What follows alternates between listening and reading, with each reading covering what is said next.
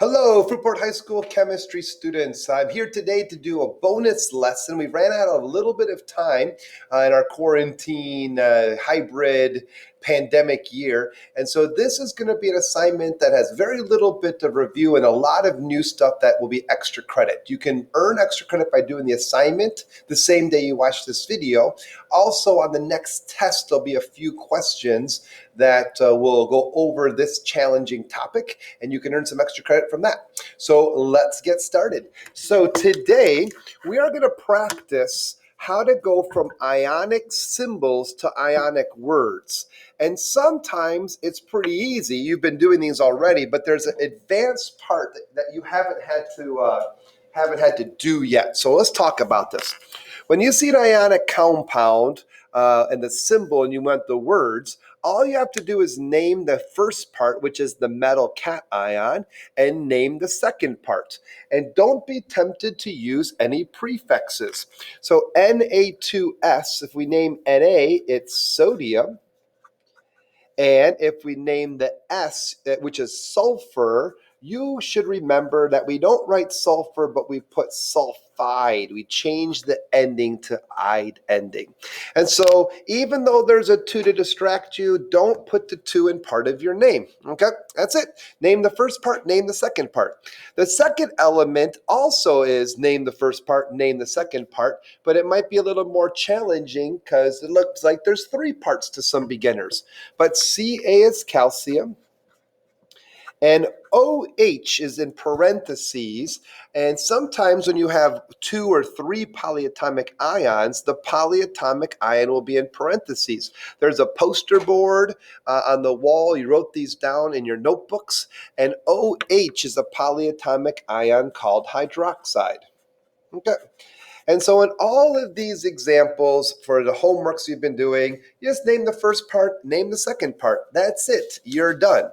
We also did lessons, of course, if I flip this arrow. How do you go from the words to the symbols? And that included looking up charges and crisscrossing, like 2 and -1 crisscross, right?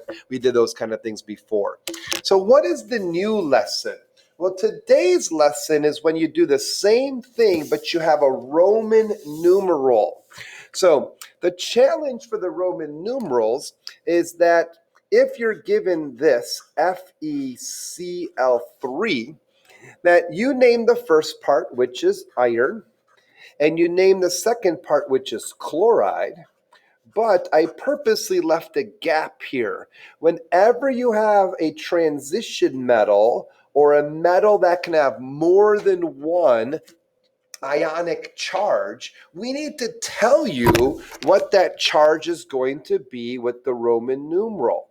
So we're going to put in a Roman numeral here that is equal to the charge of iron.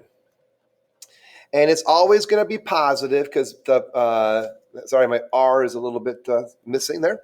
The charge of iron is always going to be positive because metals always make positive cations. So today's lesson is how do you figure out what number should go there?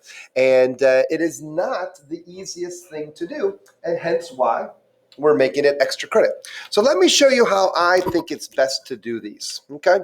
To figure out the charge of iron, you have to take the chemical compound, the substance, and you should imagine that it's split into the positive side and the negative side. This is the positive part of the ionic compound, and the chlorine is the negative side.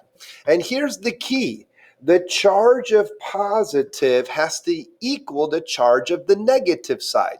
And so if we can figure out the charge of the negative side, we can induce this charge of the positive side.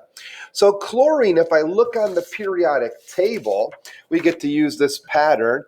Chlorine always makes negatively 1 charged ions. So I'm going to write a little note that chlorine is always -1. But this 3 implies that there's not 1 or 2, but 3 -1 chlorines, which make a -3 total on the negative side. Well, if the negative side has a charge of -3, that must mean that the positive side has a positive 3 charge.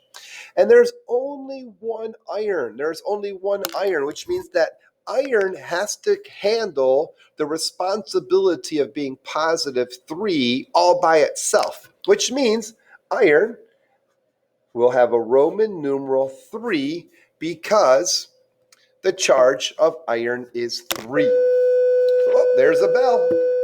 Lunch is almost over. All right, let's continue on. I'm going to do a few more examples and try this one. What if I gave you NiO?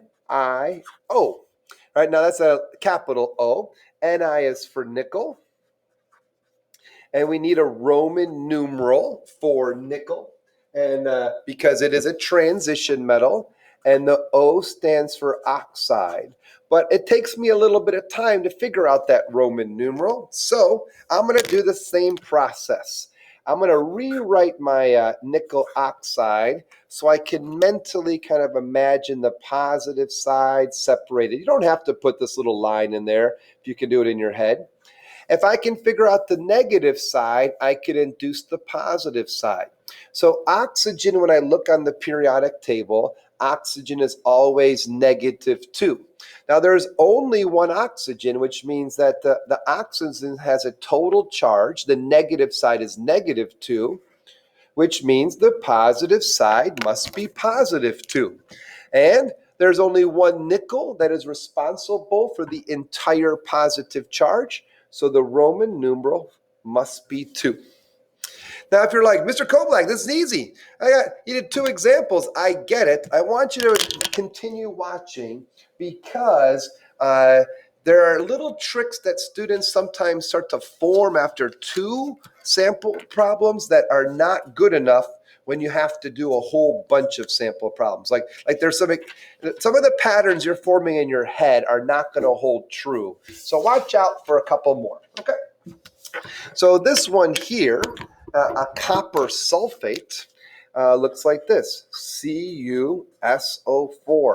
And this is a tough one because we got a polyatomic ion, but copper is, the symbol has Cu. Copper is going to require a Roman numeral, and SO4 is a polyatomic ion called sulfate. Okay, and so this one will give a few challenges to some students as I separate the positive from the negative side, because some students are not comfortable with how many sulfates are there. Well, sulfate is SO4 -2.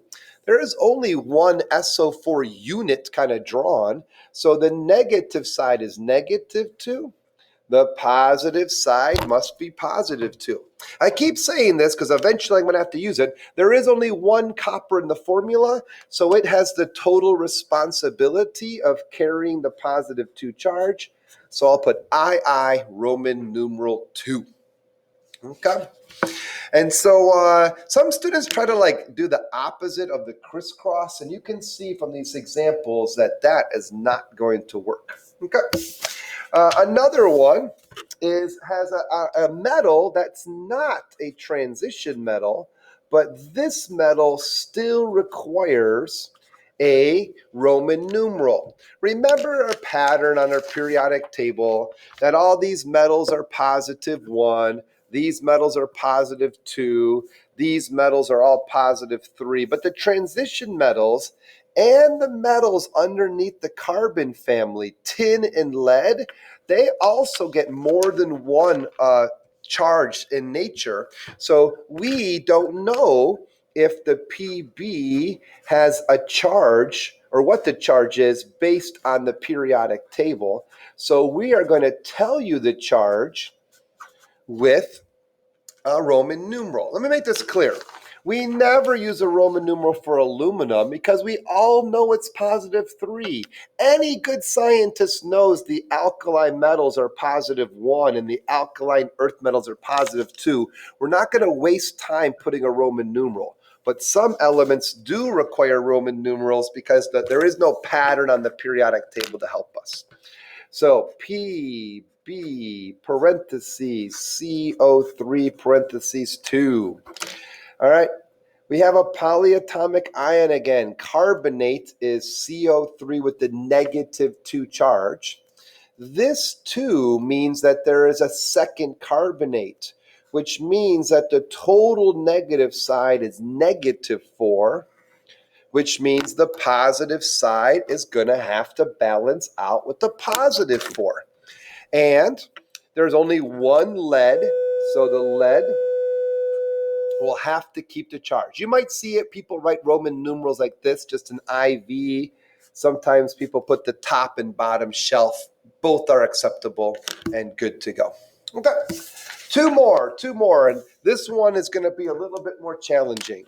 What if I gave you our first example that doesn't have just one metal, but has more than one? So CO is cobalt. And just like all the ones from today, cobalt needs a Roman numeral. N is nitrogen, but we changed the ending to nitride. Remember, we just named the first part, named the second part, but some metals need the additional step of a Roman numeral. Okay? Well, I've been doing it in green, so I'll keep doing that. If I use this as work space, I separate the positive cobalt from the negative nitrogen. If I use the periodic table, 1, 2, 3, skip, -3, there's nitrogen. Nitrogen is -3, but there's a second one, which means that the total side is -6.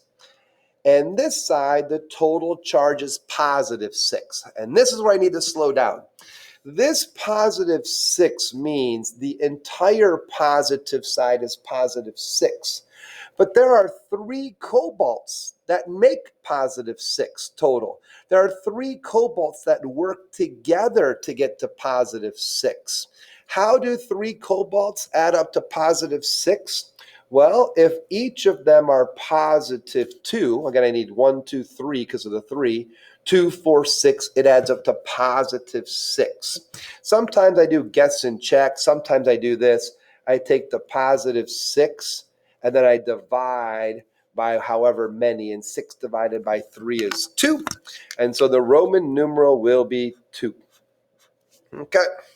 So that's a little bit trickier here. A lot of beginner students will put a +6, but that's not how much this number is how much each cobalt charges, not the total of all the cobalts together.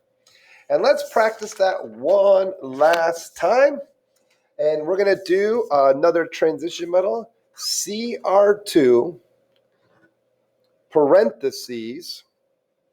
Let's do SO4 parentheses 3.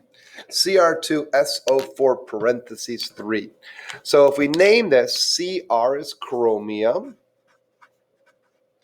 Remember, we don't put the "ide" on the first element. Chromium is going to need a Roman numeral. We'll come back and do that in a second. And SO4 is a polyatomic ion we've heard of already called sulfate. And how do we figure out the charge of chromium if it's attached to if 2 of them are attached to 3 sulfates? Well, I'm going to take this here.